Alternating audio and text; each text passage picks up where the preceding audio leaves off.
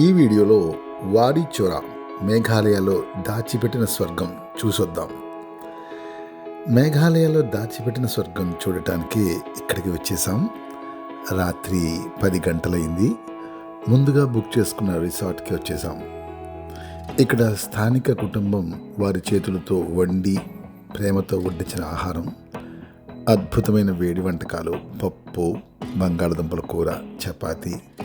ఈ ప్రేమతో కూడిన ఆహారం 5 స్టార్ హోటల్ ఫుడ్ కంటే ఎక్కువగా అనిపించింది. ఈ చలికి ఇదే సరైన మందు విందు కూడా.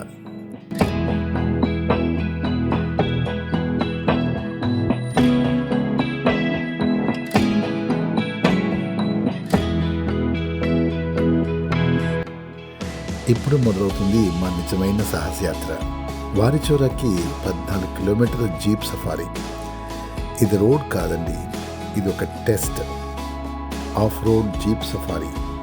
ప్రతి గొయ్యి, ప్రతి గుంట మీ శరీరాన్ని, మనసుని షేక్ చేస్తాయి.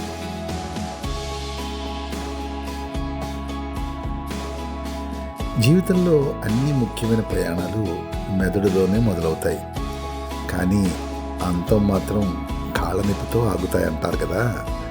ఇక్కడ అదే నిజమవుతుంది. మా డ్రైవర్ అన్న మాతో ఈరోజు మీకు కొత్త స్కిల్ నేర్పిస్తానన్నాడు. ఏంటో అని క్వశ్చన్ మార్క్ ఎక్స్ప్రెషన్తో చూస్తుంటే మీకు డ్యాన్స్ వచ్చా అన్నాడు. అప్పుడు మాకు అర్థమైంది మన పని గోవిందా అని. ముందే సిద్ధపడిపోయాం. ఆ ఆఫ్ రోడ్కి డ్యాన్స్తో పాటు ఫైట్లు, యోగాలు, బంగీ జంపులు అన్నీ చేసేసాం. కొంచెం చూసి పో అన్నా అంటే ఈ మట్టి రోడ్డు మనకి ఒక పాఠం నేర్పుతుంది అని కూడా అన్నాడు. జీవితంలో స్మూత్ రోడ్ అనేది లేదు. అడ్డంకులు వస్తే వాటిని ఎదుర్కోవడం నేర్చుకోవాలి. ఈ 14 కిలోమీటర్లలో మేము కోల్పోయింది ఏదైనా ఉంటే అది మా ఫోన్ నెట్వర్క్ని మాత్రమే. కానీ కనుక్కున్నాం, ఒకరికొకరితో కలిసి నవ్వుకునే అవకాశం.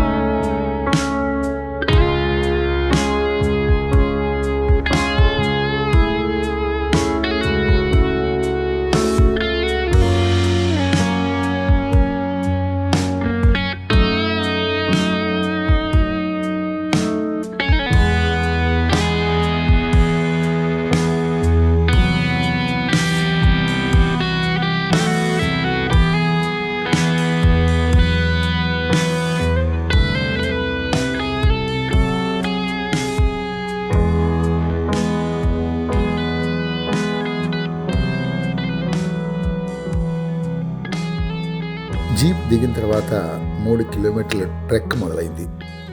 మన గైడ్ మనతో పాటు అడవిలో తప్పిపోకుండా జాగ్రత్తగా తీసుకెళ్తాడు. చాలా ఈజీ ట్రెక్ అనుకున్నాం, కానీ ఇది సాధారణ ట్రెక్ కాదండోయ్. ఇక్కడ చెక్క మెట్లు ఎక్కువ. సుమారు 3 చోట్ల ఇవి కనిపించాయి. వీళ్ళే కష్టపడి టూరిస్టుల సేఫ్టీ కోసం ఇలా వెదురు బ్యాంబూతో మెట్లు చేశారు. ప్రకృతితో సామరస్యంగా జీవించడం అంటే ఇదేనండి. స్థానికులు చెట్లను నరకకుండా ఇలా బ్యాంబూను ఉపయోగించి మార్గాన్ని సృష్టించారు. ప్రతి అడుగు వేస్తున్నప్పుడు బ్యాంబూ కిందకు వంగడం ఒక సంవేదనాత్మక అనుభవం. ఇది ట్రెక్ కాదండి, ఇది ప్రకృతి పాఠాలు.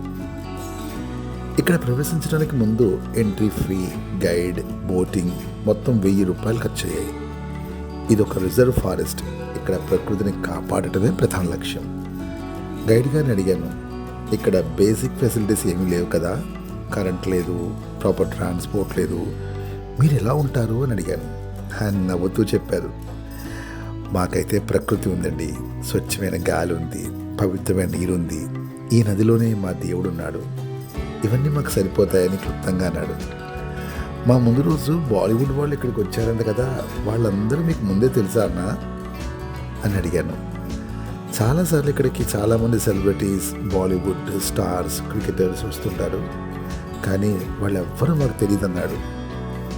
మన ఆంధ్ర సెలబ్రిటీస్ గురించి అడిగితే ఆయన మొహంలో ఎక్స్ప్రెషన్ చూడాలండి. వాళ్ళెవర్రా, వీళ్ళంతా ఎవర్రా అని. అంటే కనీసం మోడీ అయినా తెలుసా మీకు అని అడిగాము. "హా, తెలుసన్నాడు. పోనీలే బాబు, కనీసం ఒక్కదానికైనా ఎస్ అన్నావు అనుకున్నాం." మమ్మల్ని జాగ్రత్తగా మెట్ల మీద నుండి తీసుకెళ్తూ, "ఇక్కడికి వచ్చే ప్రతి ఒక్కరి సేఫ్టీ మాకు ముఖ్యం, అంతే చూస్తామన్నాడు."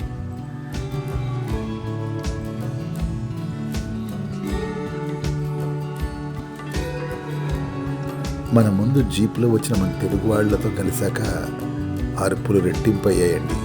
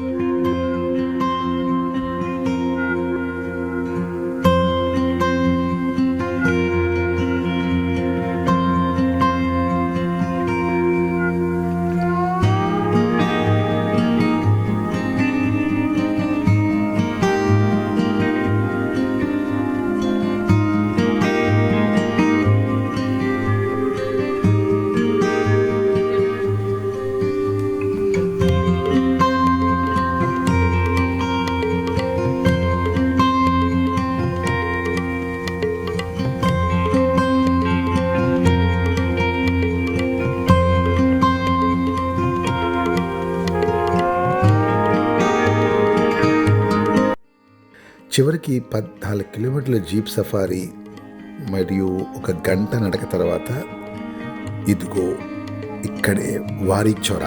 9 గంటల ప్రయాణం యొక్క ప్రతి నిమిషం ఇందుకోసమే.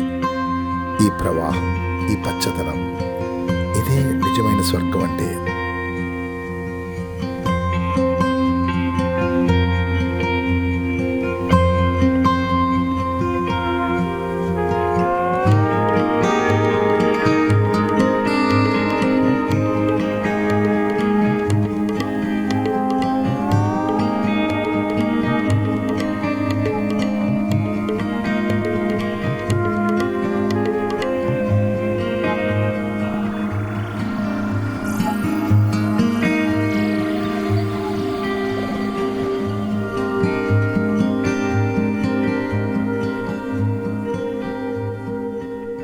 ఈ అద్భుతమైన ప్రదేశాన్ని చూడటానికి భారతదేశం యొక్క 3 కోణాల నుంచి యాత్రికులు ఎంతెందరో మంది వస్తున్నారండి.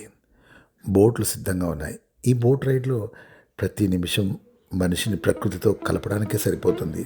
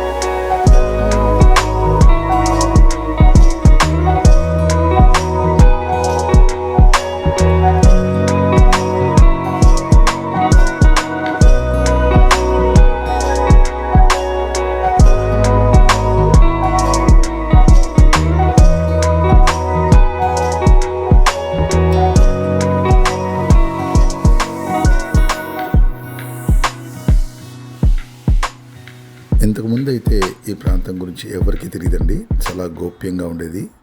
స్థానికులు కూడా చాలా తక్కువ మందికి మాత్రమే తెలుసు.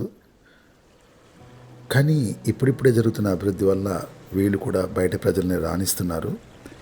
ఇప్పుడు ఈ ప్రాంతం ఇండియాలోనే టాప్ 10 అడ్వెంచర్ ప్లేసెస్లో స్థానం సంపాదించుకుంది.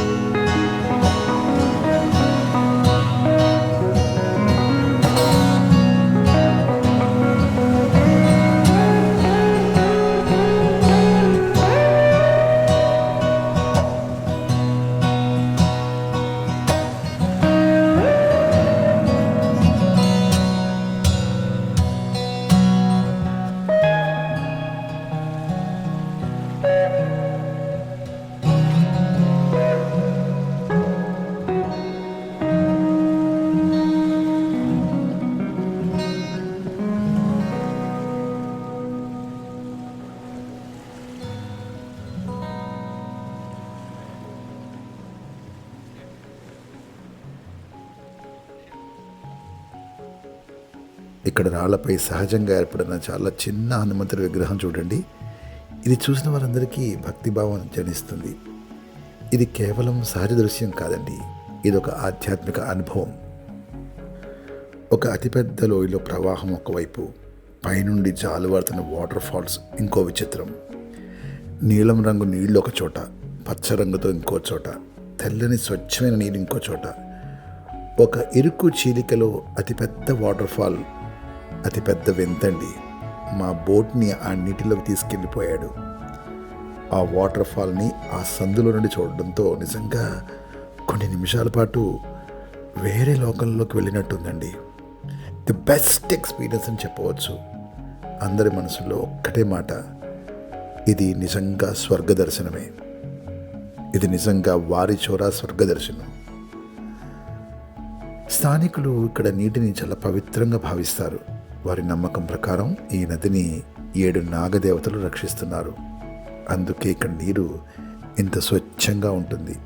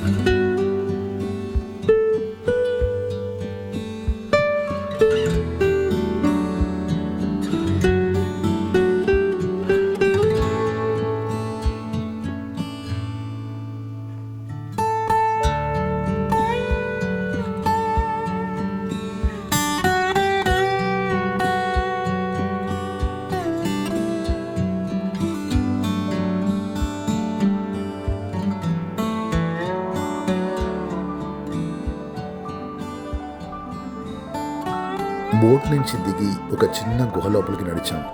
అక్కడ దాగి ఉంది ఒక అద్భుతమైన జలపాతం. ఆ జలపాతం కింద స్వచ్ఛమైన నీరు మరియు అసంఖ్యాకమైన చేపలు. గైడ్ చెప్పారు, ఈ చేపలని మేము అస్సలు తాకము, తినము. ఇవి మా దేవుళ్ళు, ఇవి ఈ నది యొక్క రక్షకులని. ఈ నమ్మకం వలనే ఈ నది ఇంత స్వచ్ఛంగా ఉంది. ప్రకృతిని దేవుడిగా భావించడం వలన దాన్ని రక్షించడంలో ఇవి స్ఫూర్తిదాయకం.